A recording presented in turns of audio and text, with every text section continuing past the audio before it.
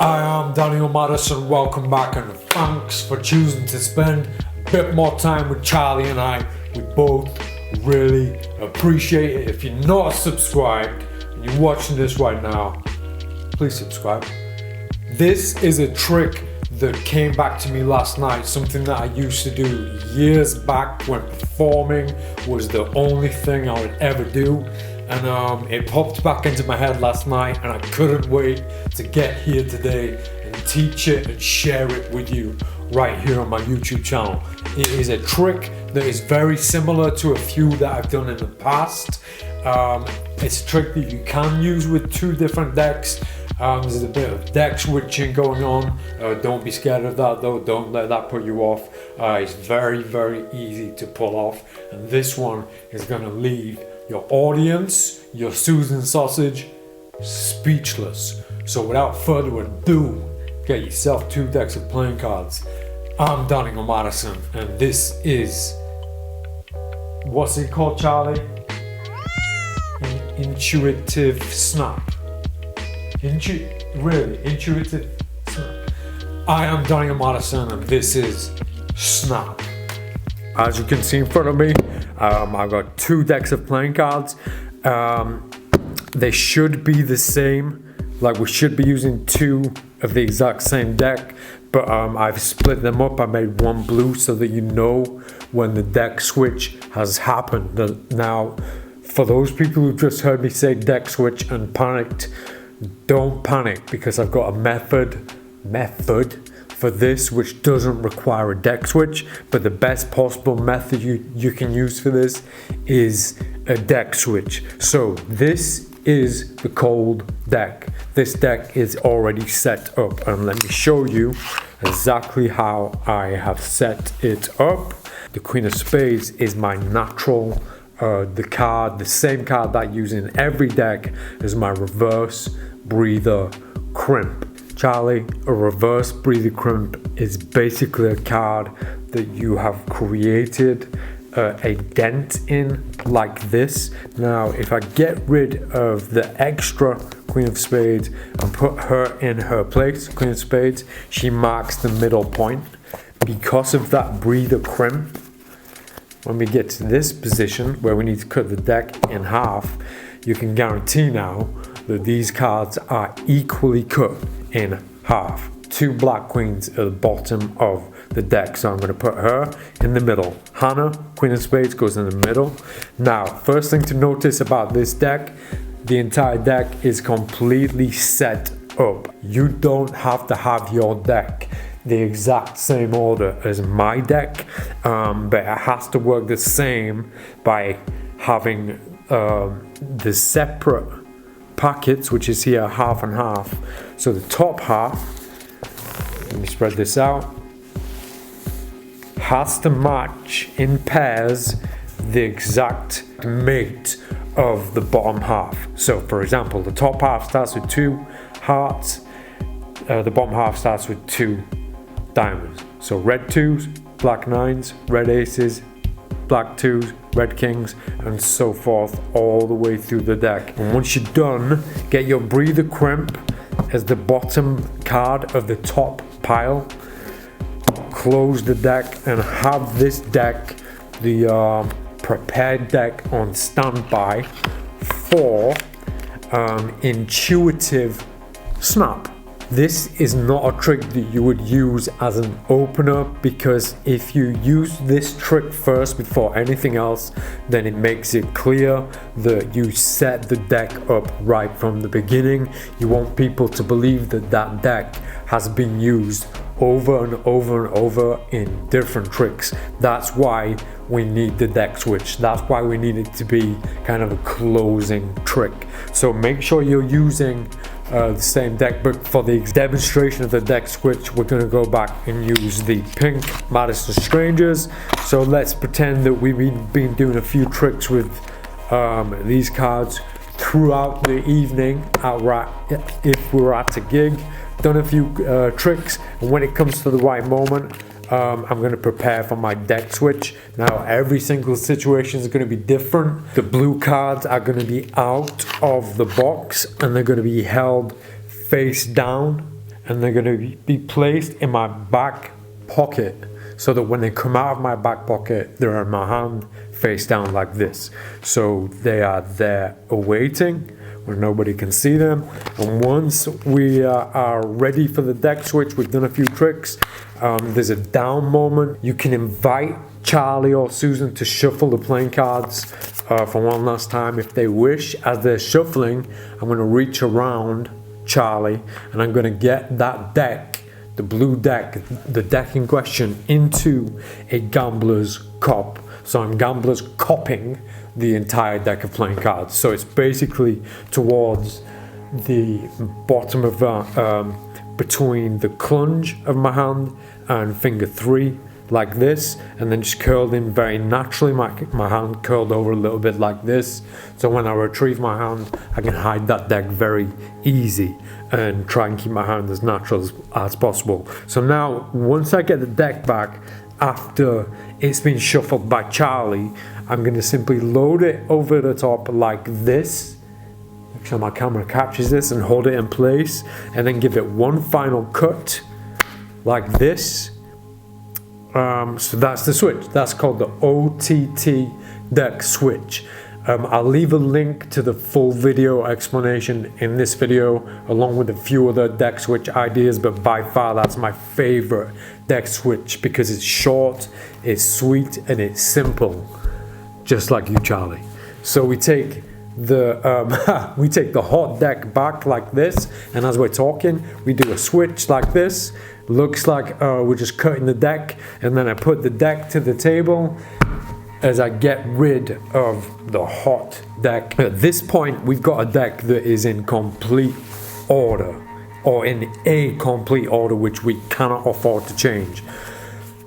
One bit of advice at this moment, what you can do is a few false cuts, a few false shuffles to further kind of convince our audience that the deck, we don't really care about the order of the deck.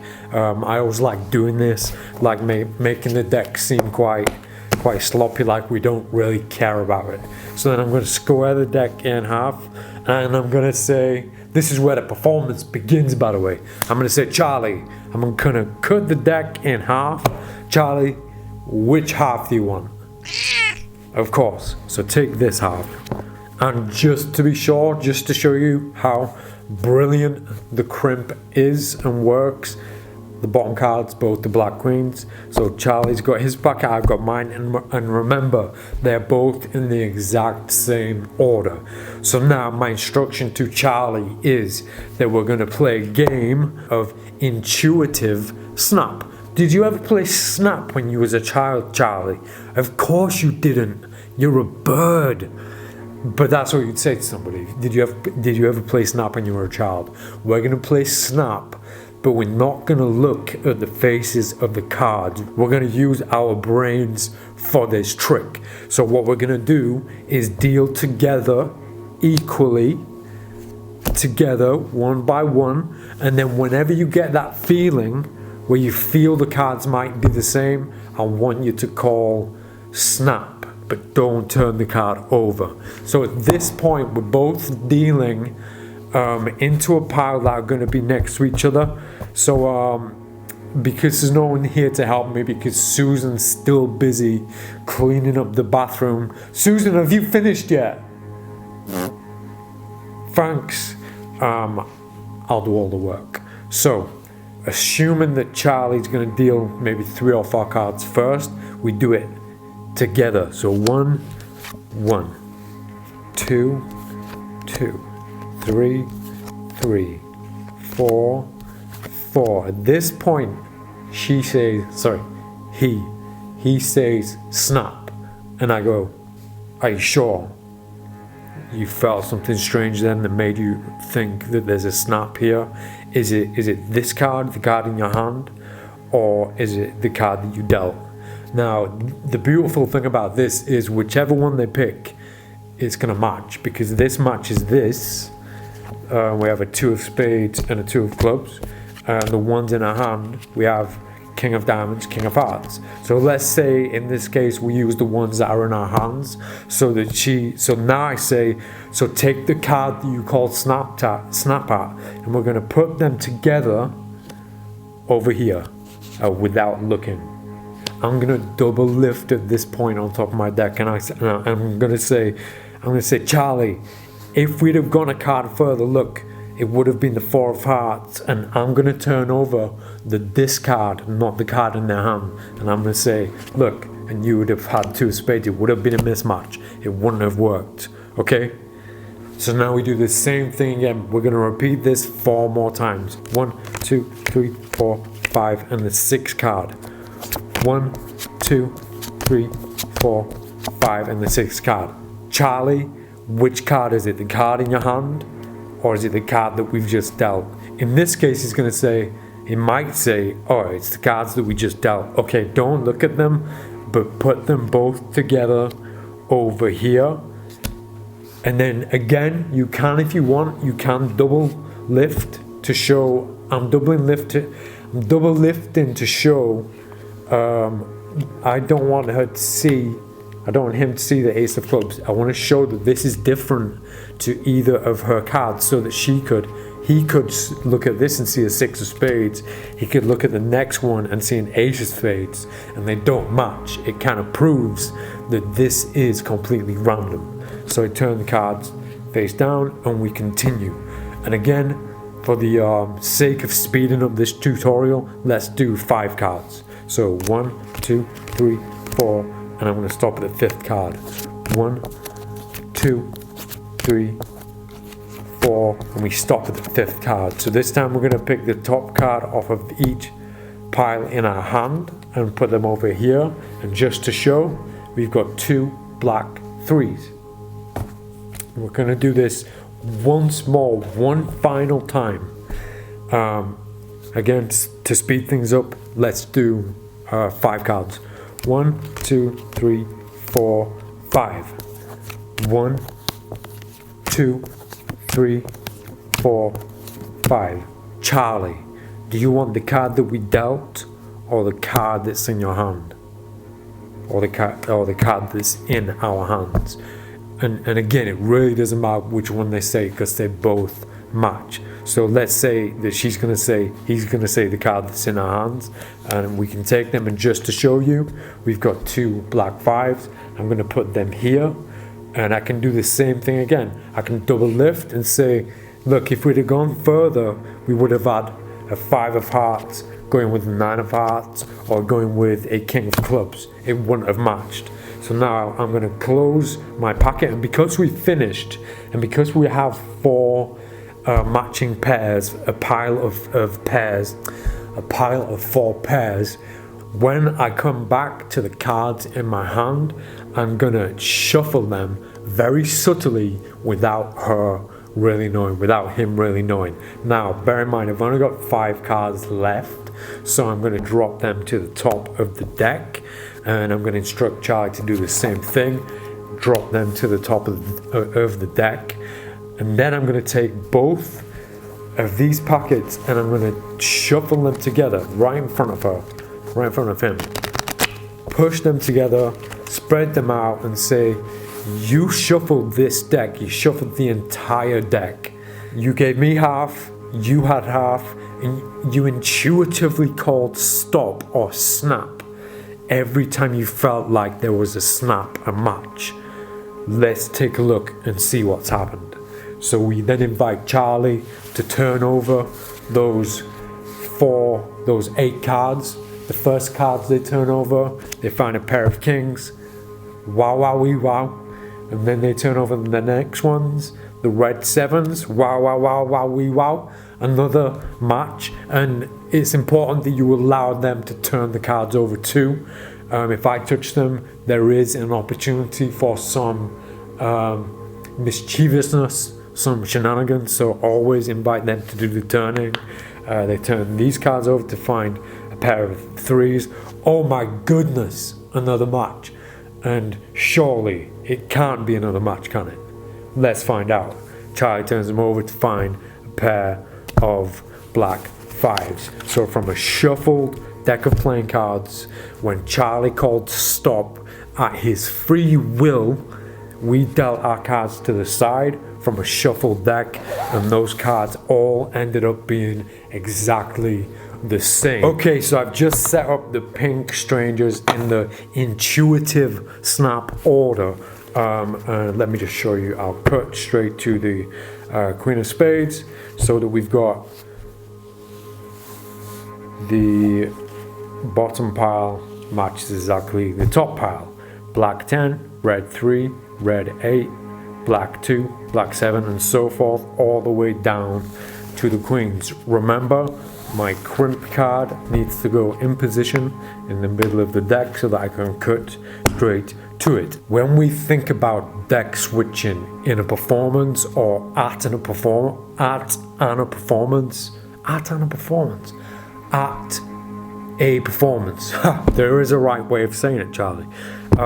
We can put far too much pressure on ourselves because you can't believe how easy it is to just take one deck, put it in your pocket, and then come back with a deck from this pocket whilst having a laugh, whilst having a joke about something else.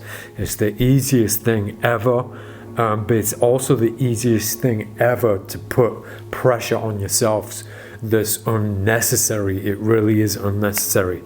Imagine that you're doing an event, a walk around event, and your deck of choice is the pink Madison Strangers.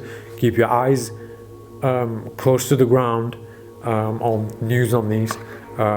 Thanks for whoever mentioned that.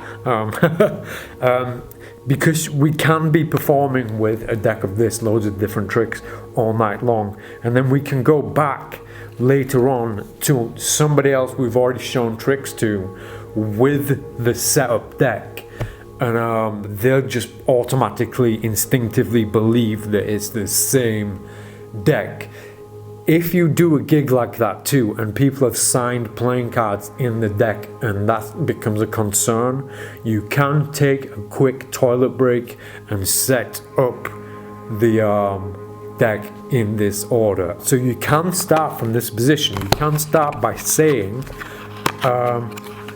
especially if it's like just a family member, do you know what I mean? If it's somebody close to you, show us a trick, mate. So get your deck out, and then if you're confident enough with your false shuffles, once you've taken the cards out of the deck, start by executing a few false shuffles as you talk about the trick. So some nice simple ones,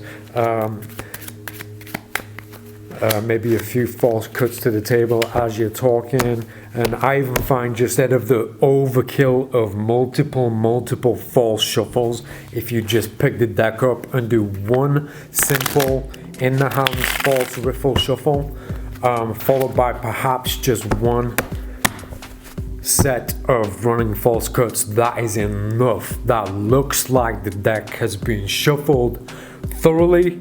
Our crimp is still in place, so I can cut the deck in half. And just to clarify, 2 black queens, which means we cut at the right spot, so it doesn't matter which pile Charlie picks. This time, Charlie's gonna pick this pile, and I'm gonna pick this pile, and we're back to the original explanation. So now we can continue in the exact same way without using the deck switches. And again, you don't have to do this with four different cards. You can do it with 2 cards if you want, 3 cards. I wouldn't do it with 10 cards. That's silly. That's going too far. I find 4 to be a perfect number. So that was intuitive snap, or just snap. Not sure about the word intuitive, but I do love it when an idea that you've had years and years ago just pops back into your head. Right now I've got my notes app on my phone, and as soon as I have an idea, I stop everything and write the idea down, because if you think of an idea, of a cool idea that might work, but you don't know the method to it yet, don't waste any time. Don't think, oh yeah, I'll write that down later, because by the time later comes, you're gonna have forgotten about that thought. Stop everything that you're doing, write that note down, go back to it, develop it. And this is one of those tricks that I wished I'd have done, that I wished I'd have cut that I could have put in my book Devilry. Nonetheless, it saved itself for a perfect moment like this, where I can share it on the glorious day of Easter. Happy Easter, everybody. Now, all these tutorials, all these lessons, all this teaching that I put on YouTube, it's all for free. All I ask in return, hit the subscribe button, help me get up to 100,000 so I can take these cameras out to the streets and teach you everything that I've performed on my channel, to show you, to prove to you that it works in real life. Malliance, I've got a separate video on the way about these very playing cards, and I've also got a story to tell you, a funny story that I remembered whilst filming this video. But for now, I'm Daniel Madison, that's Charlie Madison, and this was Snap. See you next time.